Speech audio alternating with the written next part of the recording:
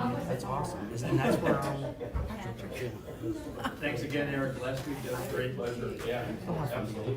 Thank you. I love those kindergartners singing. that's awesome. Yeah,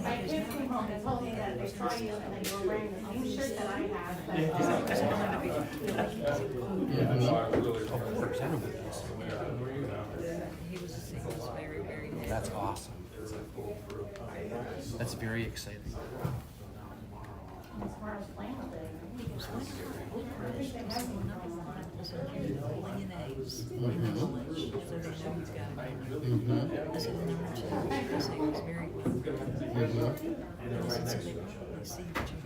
But you just didn't apply yourself in school.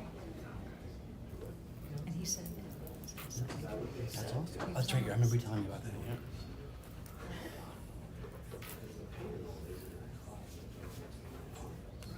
I'm good whenever it's not 6:30 yet, but we're good.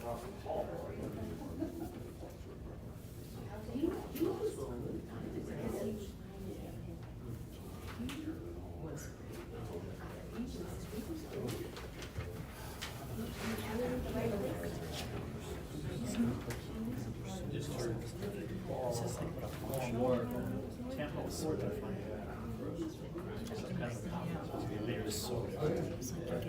He was never able to go on the pass when I was retired. He was very relaxed the other day.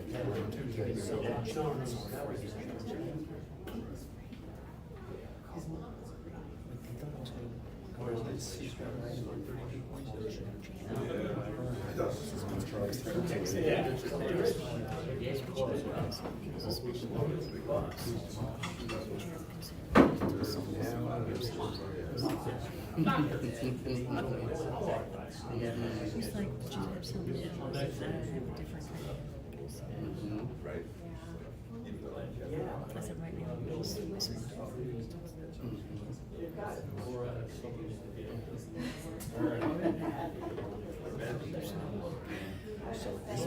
Wait, was it Bridge Monday or was it Bridge?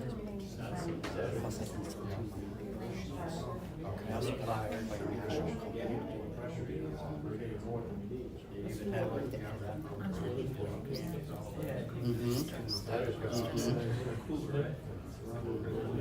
And that job was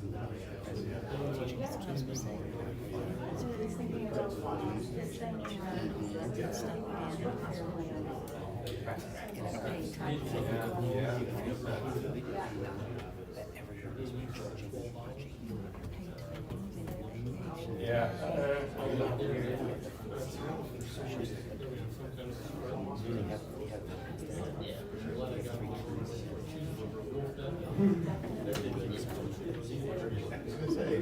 I was surprised to see you. That's one. Carla, how's your new playground at Stratford? I heard there's gonna be some Chavez telling tonight.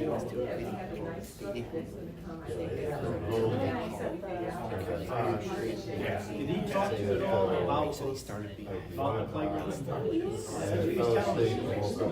No, I went to turn the TV on with the That's good that he did. How's So that was their playground. They're gonna move the word. Yeah. They're trying to get to a wall. It's actually wet behind the school parking lot.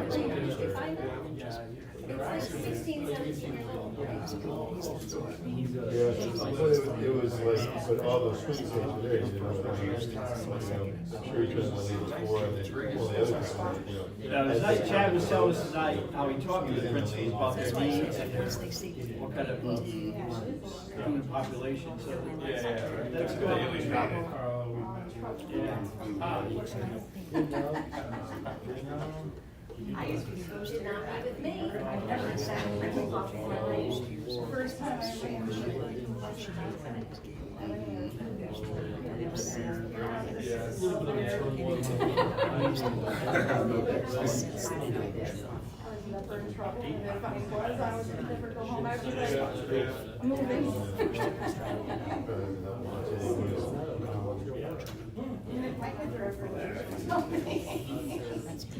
All right.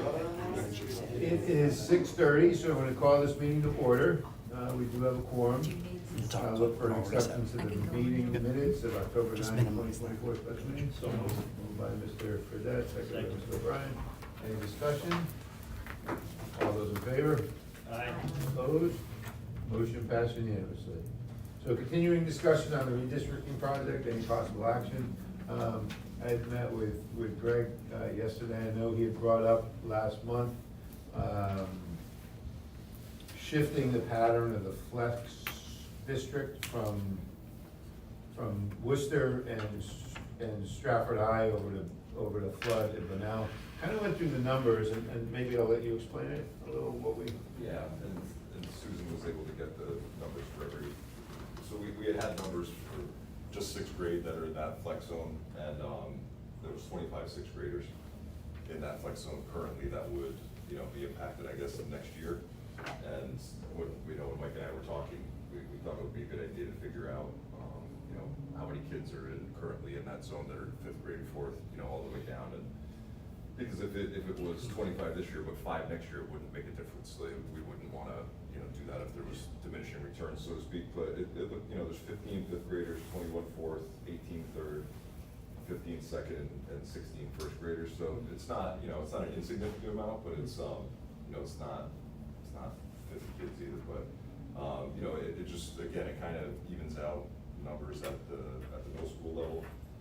Currently, Worcester has 60 more students than we do, and with this shift, it would bring it closer to even. I mean, it's never going to be totally even or stay even. I understand that with with changes, but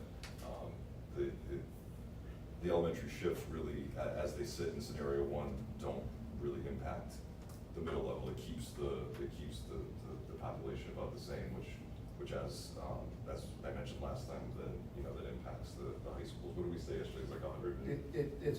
It's about a 53, 47. But the difference at high school right now is like 175, I think. Yeah.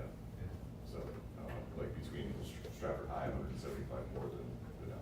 Yeah, part of, once we. Yeah. With the elimination of waivers, do it kind of balance out the number, but right now, yeah, the percentage wise would be about the same. Yeah, and yes, and it keeps, as it sits, it said it was like a 53-47 split for middle schools, and right now we're 54-46, so it doesn't really, it addresses elementary, with the balancing and that type of stuff, but really, it doesn't really do much for middle school. And I don't think middle school and high school, I don't think we were the focus, but I said to Mike, if we're doing something like this, you wanna make sure you don't have to do it too often. And if it's, if you're 100 people are annoyed or 300 people are annoyed, but we did it right, then, it's kind of one of those things. Again, we don't wanna make a habit of doing this every 5 years. Yeah, currently there's a 62 student difference in the middle schools. Yeah. So if we did shift that 25, it would get to about a 12 number difference, Yeah. so. And to your point, both the middle schools and both the high schools have the same resources, same teachers, there's different, they looked at it as from a utilization standpoint, but the resources are the same in the schools, so you'll have, I would imagine Stratford High, you have larger class sizes than you do over at Bunnell, and the same with Worcester and Flood. So if we moved that flex district, which is 25 kids, from going over to Worcester and shift them over to Flood, that'll kind of balance out the numbers, create a more equal educational environment for all those kids. The only point of consideration would be those kids would separate from their group, but those 25 would move as a group, so their neighborhood would stay together. But they wouldn't necessarily stay with the same elementary group, but for the most part, it's not like you're taking 1 or 2 kids, you're taking 25 kids, moving them as a block. Which is, that whole zone, and just moving it so kids are in and out of the zone. We looked, and there's 4 or 5 kids on one street, 3 or 4 in another, so you're actually going, out of your neighborhood, but with your neighbors. Yeah. I have a question about it, sorry. In that flex zone, since they don't, next year, it goes into effect, so right now, it's not a flex zone, it's districted to Johnson? Okay, so moving forward, it'll be a mix, but right now, it's just a portion is Johnson? Yeah. But what about like the dual language kids, when they go back to their home school? So it would be the Johnson kids as well from dual language, if that was their regular district? Okay. So with and I think the kids that are in that flex zone, about half of them are Johnson, half of them, of these sixth graders, half of them come from what would be the Johnson district, half of them come from the Lordship, and then there's a couple from Second Hill Lane, There's a couple kids who going probably Second were Lane. outplaced. I think that's the dual language. Could be, yeah. But the programs would stay, if you're in a program like dual language, you would stay in that program, correct? Well, dual language ends at sixth grade. Okay. It's a program that has a beginning and a end. Okay. But so it seemed to me that was, again, for just getting equal resources to all the kids. And the busing, I mean, from Lordship to Worcester is not a big difference, or from that district to Worcester, or from that district to Flood, wasn't a big difference, so. It's not too, I mean, I don't know the transportation end of it, but it's, we certainly have buses going, from there to us. Today, Susan Hughes said that it wouldn't be a transportation impact. So if the flex zone went to Flood, it would not impact the transportation. Again, the issue you're gonna deal with, and when you think about it, when you look at the enrollment of Lordship, right, they have 2 sixth grade classrooms, sometimes they only have 1 sixth grade classroom. The majority of the sixth graders are gonna stay together. So they are gonna travel with their friends, they're not gonna travel with their, the whole school. So you are splitting them, they're going to school at Lordship, they're Johnson Flex Zone students, and they will now go to Flood and Benel, which will help balance Flood and Worcester and Benel and Stratford High's numbers. So does anybody have any thoughts, comments? So, I kinda wanna break this down into pieces. Sure. So we had a couple of things, so I'd like to get a motion to approve the redistricting of the flex zone students, secondary school from Worcester to Stratford High to Flood to Benel. And if we get a motion to make that move for that. So for that, second by Mr. Reeves. And any discussion on it? I just was wondering why that wasn't presented as an option when we hired the company to give us this proposal. Was there any reason they didn't? They If just it's didn't not. match it. Okay. Well, And I think, just if I can, like, I think, when you live it, it's more obvious sometimes, right, than if you're just looking at, our schools on a piece of paper, on a map or whatever. This is a situation that we've been dealing with for, around pre-COVID, I would say. Where, since Johnson was demagnetized, we've been dealing with this. And, when we get new enrollments, they live across the street from Worcester, but they come to Flood. And it's confusing for people, and it's, we've actually had people say that we bought this house because it was so close to that middle school, and now we have to go to this other middle school, and they're, unhappy with that. So, it's something that I hear about every time we get a new enrollment, so I think it's more impactful when you live it. And I think we didn't give SLAM permission to take a portion of a school and send it to a different pathway. Okay, I was just curious, because I figured if that was something that, maybe we're missing something, I don't wanna. Yeah. part of the premise on the original study we asked was on spatial utilization. So from a square, and I don't know the exact numbers, but from a square footage standpoint, the numbers were more, say, both the high schools and the middle schools were at an 88% utilization rate. They didn't look at resources within the schools, but they looked at spatial utilization. So from that perspective, they were balanced. Stratford High and Worcester, I think, are just, it was based by the numbers in utilization space. So that was the parameters they were given, so I think that's why they came up with it. But, the numbers, the percentages with what they came up with, and I think were about the same, so. Yeah, I think they stayed the same. There's a 1% shift, I Yeah. think, to the better, but, right. But I think this will even out again. Yeah. to be sort of- It seems that way. Any other questions?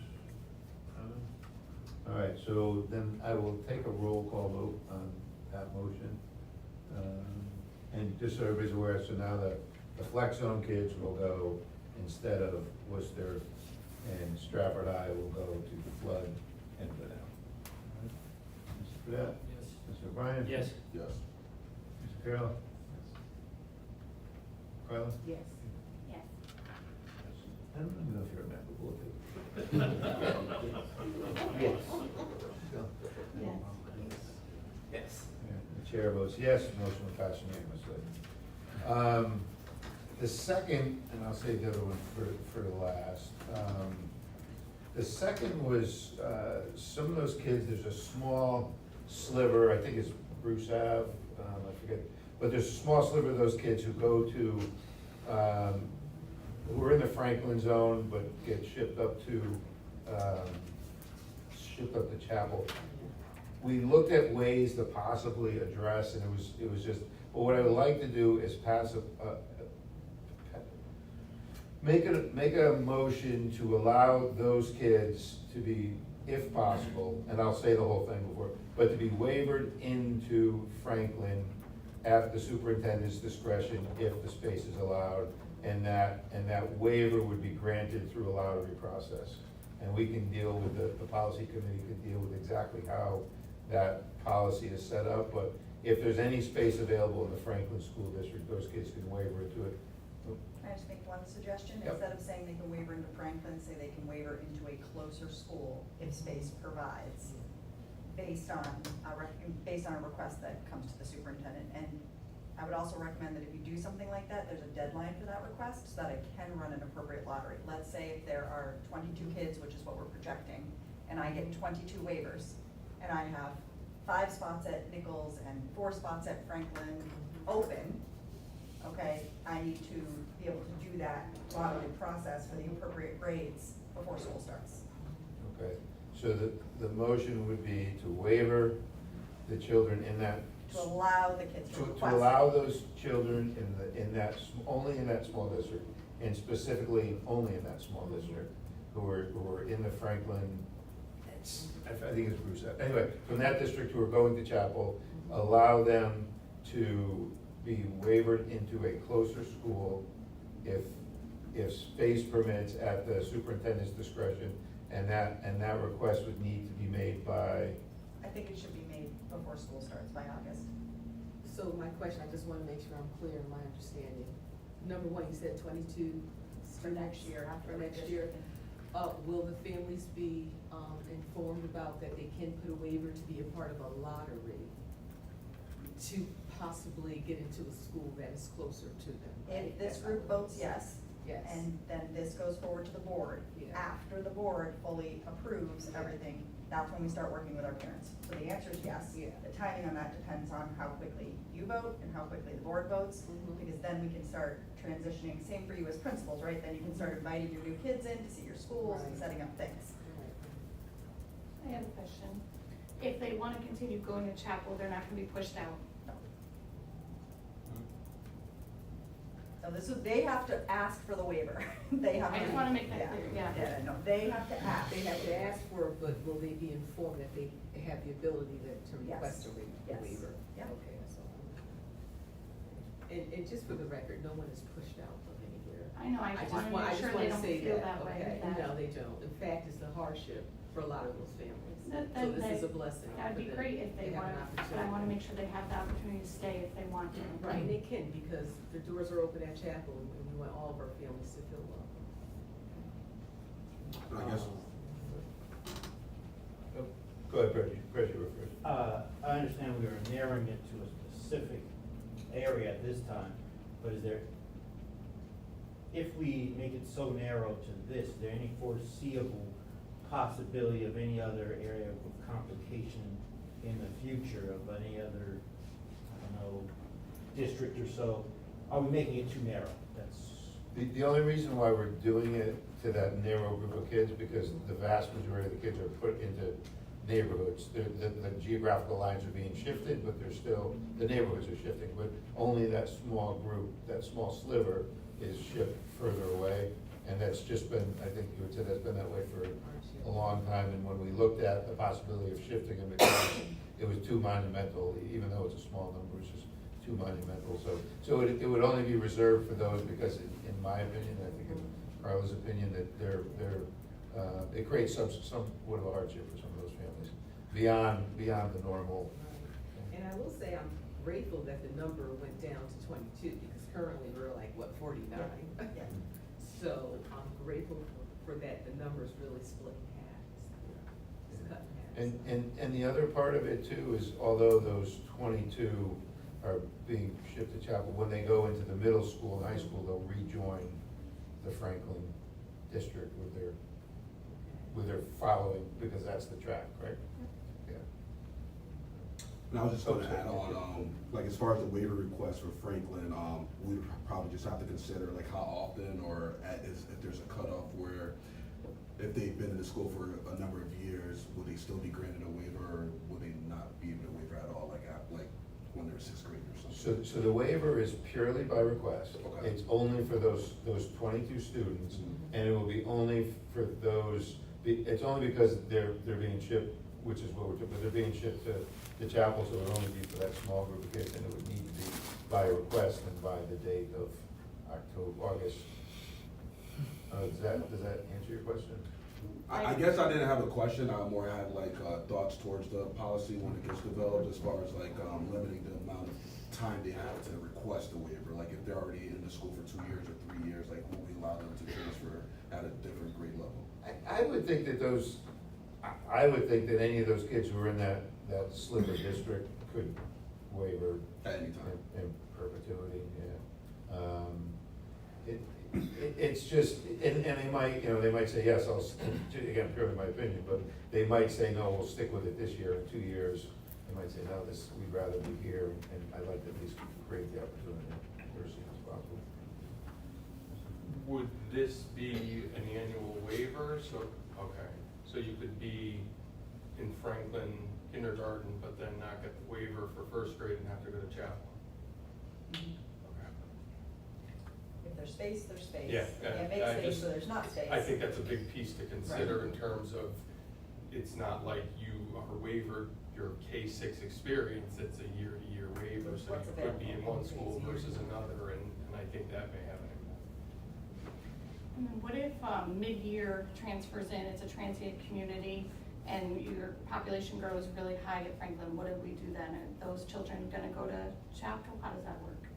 So when Franklin gets to capacity, Yeah.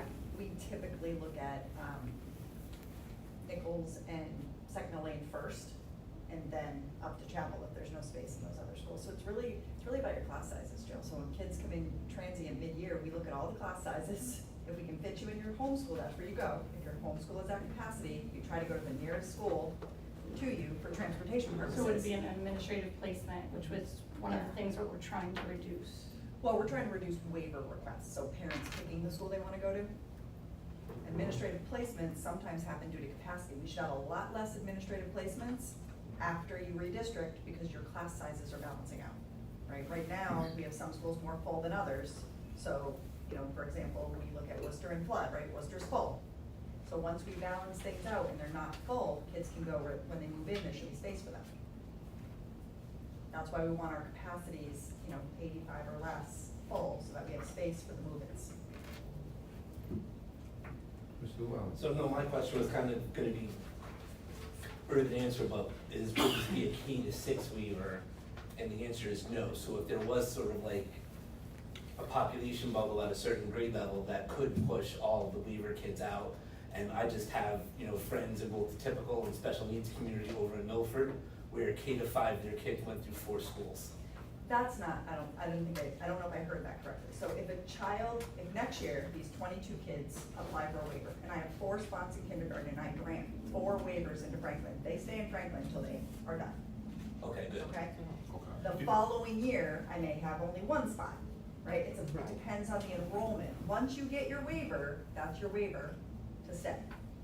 We're not And gonna that's, so vouch. that should be That's clear what I at the was asking. policy, Yeah, at the policy level, is that when you're getting sort of granted the access to Franklin, it's a K-6. Yeah. And that path, that track for that specific student in this Bruce Ave section will not change. What I and thought the path that out. Dr. Pettion was asking was, like, next year, Carla might have a 4th grader who's in that pocket. Can they request now that we're allowing this to waive in to Franklin if there's an open fourth grade spot? And my answer to that question is yes, right? But if you're following the procedures and you get your waiver's for the remainder. Because we're dealing with a small pocket.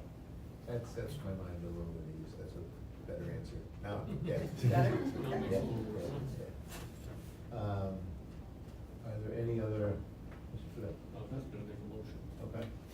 Make a motion of what Mike said. Yeah. I was not gonna put all that together. But Teresa, you got that, right? We've got it between us here. Okay. Okay.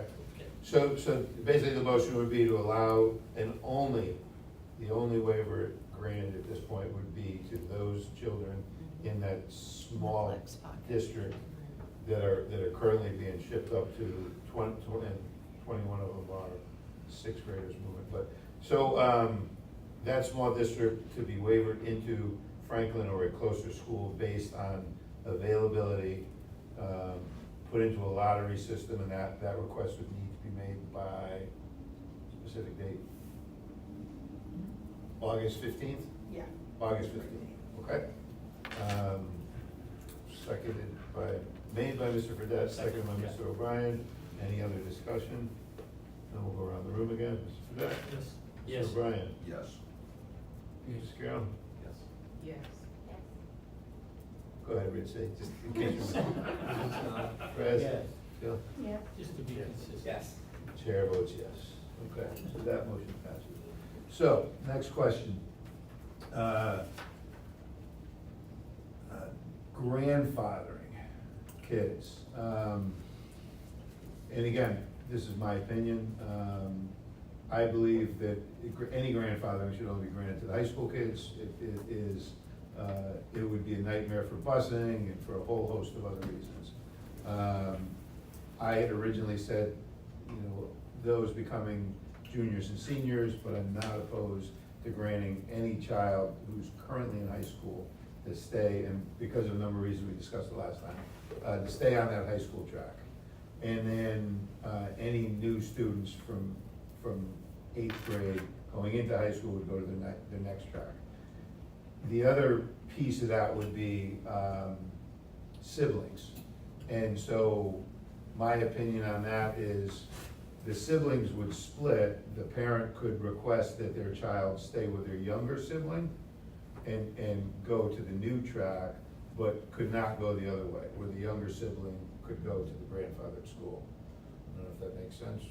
Because then you get whole family tracks, it gets all disoriented. Now we're allowing the students, if the parents choose to, their siblings to stay in the same school, but that would mean, in order to make that happen, the existing high school student would need to move into the track of his siblings, younger And And that would happen for an expiration date because it would only happen for the first, like, 4-year cycle, 3 or 4 year cycle. Yeah. So, I will open that up to discussion. So what point if we go with grandfathering at high school level specifically, at what point, freshman, sophomore? So if you're in high school now, you stay in your high school. If you're in eighth grade, you would go to the new redistricting plan. So granting grandfathering for freshmen? Pre-existing high school students, or existing high school students. Freshmen, well, it would be 3 grades, right? 9, 10, and 11, because they would be moving up. So anybody currently in eighth would go on the new track next year? Yep. Anybody in high school would have the option to stay in that school, unless their parents decided they wanted them to go with the same track as the younger sibling, if they had a younger sibling, and that would be the only. Is there a reason we wouldn't do it the opposite way as well? So let the child go on the sibling go on the grandfathered path? Because then you've got that sibling going over to that school, and then, where does it end? It doesn't, Yeah, you're prolonging the impact of the redistricting. And then- Whereas by moving them to the younger kid, you're basically making the redistricting almost happen early. well, you're enforcing the redistricting tract, But if you move them and then they've got a younger sibling beyond them, now this one's in this school, they should be going over I'm here. just thinking, the reason we're grandfathering, some of it is sports, like what if they're on a sports team and then you're splitting up that whole camaraderie and all that, so. If it's a one-off situation. Just remember that you got a data sheet from Susan Hughes that showed you that we have a lot of families that have 5 kids and 4 kids. So it makes more sense to say, if you want all of your kids together, you need to go on the path in which you are districted. Because otherwise, it could last forever. It's never an end. It's gonna continue to have a sibling, a sibling, a sibling. We have, people with multiple siblings in the family. If you want everyone in the same school, they need to go where they live. Free appropriate public education in the area your district is in. If you don't, then your child that's currently in high school can finish their high school. The younger siblings are all gonna be on the same track, heading in the redistricted area. And that way you do maintain the current camaraderie and the teams that we had talked about, the started college path or post-high school path that some of these kids have started on, they were allowed to do it, but once you get into your new high school, you would start that path as the older siblings did in the same school.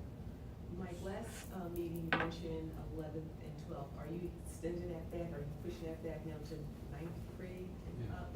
Yeah. Okay. So, and it is only adding one more grade, and again, that's just my opinion, but. No, parents have expressed, they really prefer their kid to kind of finish out in their respective high school now. Yep. And I get it, they kind of enumerated all the reasons why. Yep. It makes sense, Yeah. so. So we will do the grandfathering at the current high school level, current 9th graders and above. Yep. Expiring in 3 years. Well, it would expire in 3 years because they would just. Naturally, because they would have graduate. graduated earlier. Yeah.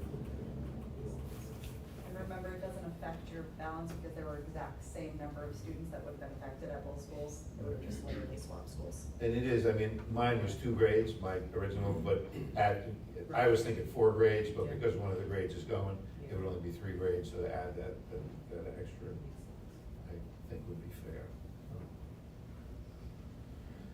Is there any other comments, you guys, the high school folks, or? What do the middle schools think of, like your 8th graders? Like, they're on track to go to Stratford or Bunnell, and like, how does that affect them?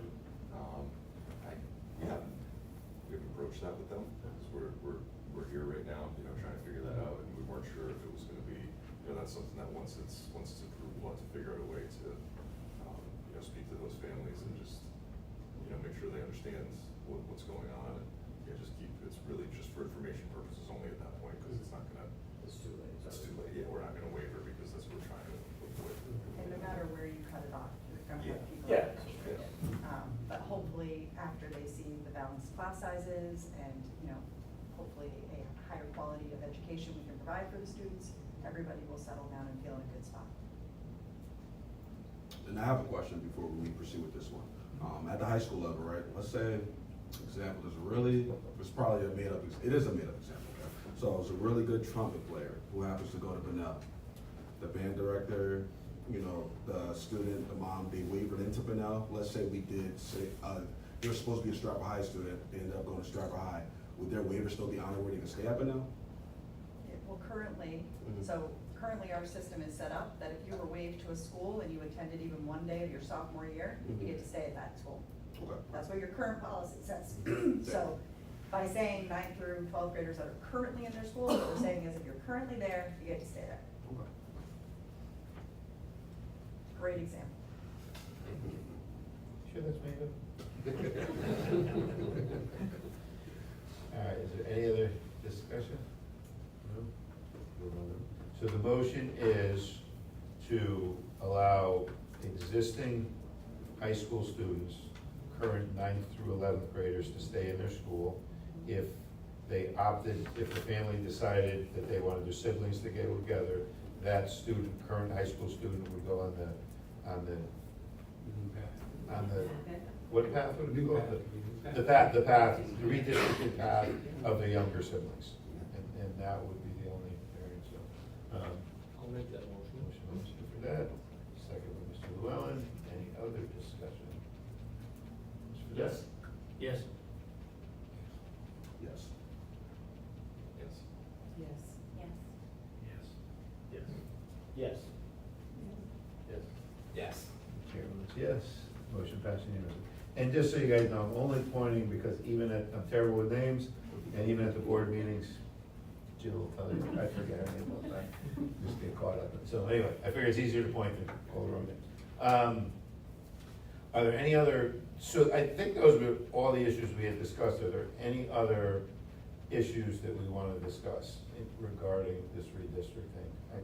I don't know if you talked about it already. I'm getting questions about families who are currently waivers at Wilcoxon. Would they be staying, or would they be going back to a base school if this is not their base?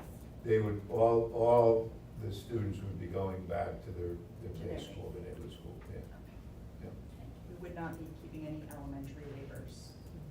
However, be clear, if you are in a special education program or the dual language program, you stay in your program.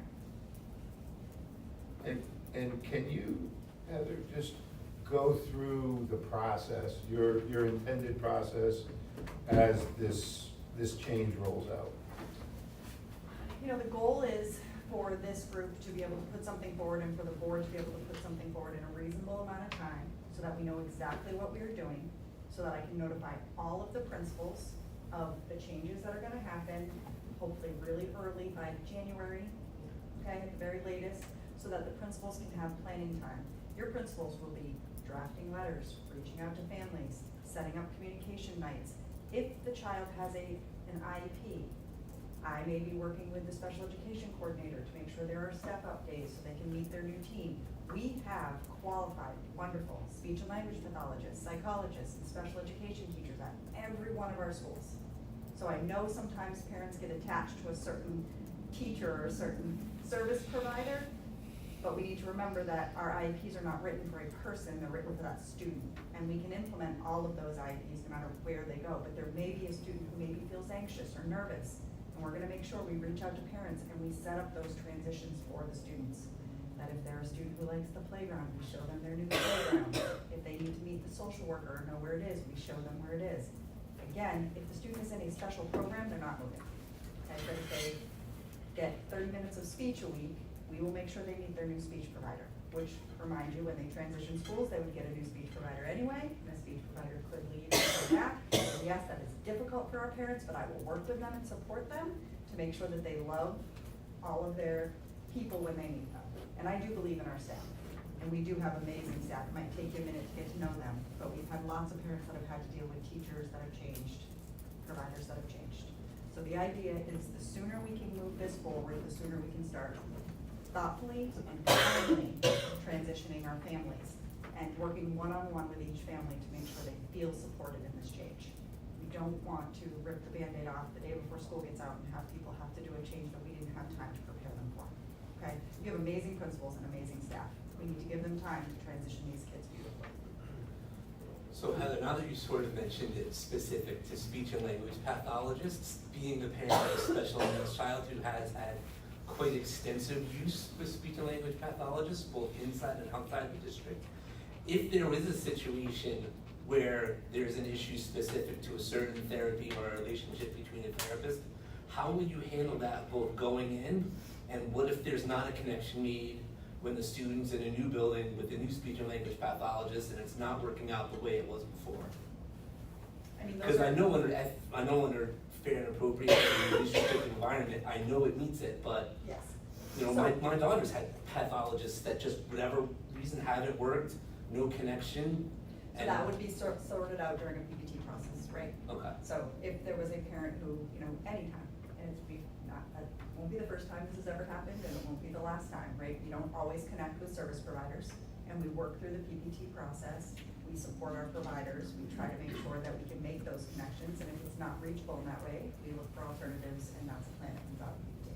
So on an extremely limited, like case-by-case basis, the district wouldn't be opposed to say, picking up a student, bringing them back to their old school for services, and then bringing them back to the school where they're in attendance? Or I'd have because your speech and language pathologists are district employees. Right. I would have the district employee go service the student and go Okay. back, I wouldn't move the kid. Either way. Yeah. And I'm saying, I'm not hoping we have hundreds of these, but again, from my own personal experience, I know it can happen. Yeah, it can, but, you know, All right. again, we'll Thank try to you. combat all of that ahead of time. And it can work the other way too, Yep. where they have a better experience. But yes, absolutely, and again, I really do believe in our staff. And remember, they could pack up and leave at any time anyway. Like, you know, people can get jobs in other places, so we don't move kids for an adult. Because our adults are not necessarily always gonna be here. All right, so if nobody has any other thoughts, comments, we are gonna forward these 3 recommendations to the board. The board will be voting on it at our next meeting, which will be at the end of the month. And then I guess you'll all be informed if, I would hope and assume that the board supports this. So I wanted to thank everybody here who was added to this committee to help us with the redistricting. Your purpose was limited to this, but you're welcome to come and participate in our meetings if you feel the need.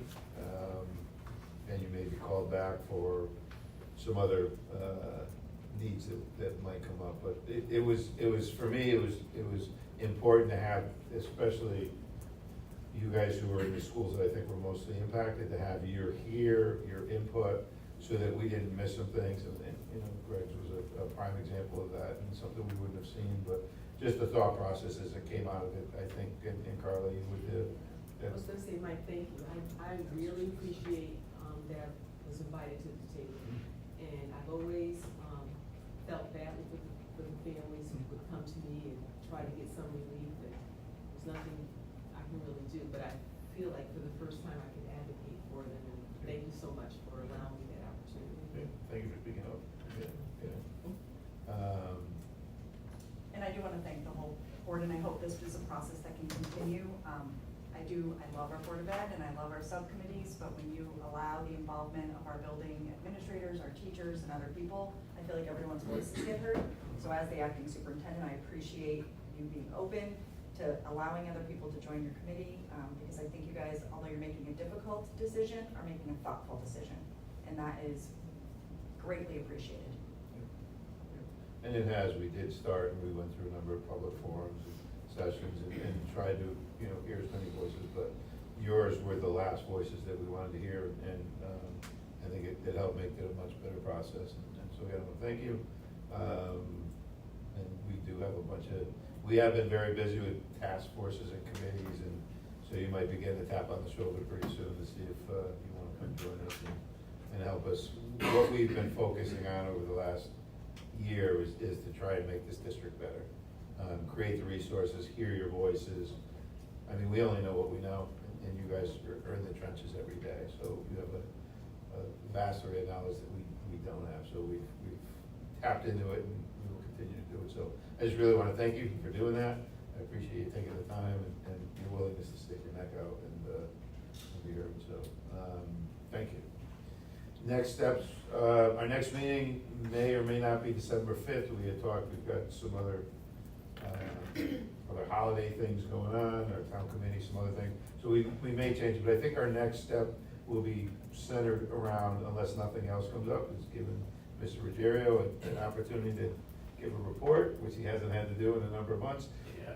But also to start, To talk about the budget stuff, not capital too. That's what we're hoping for in December. yes, yeah, and that's, we've started the process with some of the capital stuff, but just to have this committee involved in that process, you guys as building principals and you know, things are a little different now, so we wanna have your input in that as well, as I'm sure, you know, Heather has asked. But it's just figuring out what the real needs are, and making sure that any of the requests we make are gonna be productive. So, you know, not asking for a satellite dish in the sky, but something that that can be implemented and that improves the educational environment of the kids, so, so maybe we'll be getting that done so soon. But anyway, thank you again. If nobody has anything else, I would look for a motion to adjourn. Mr. Fredette, second by Mr. Llewellyn, all those in favor? Aye. Opposed? Motion passed unanimously. Thank you again.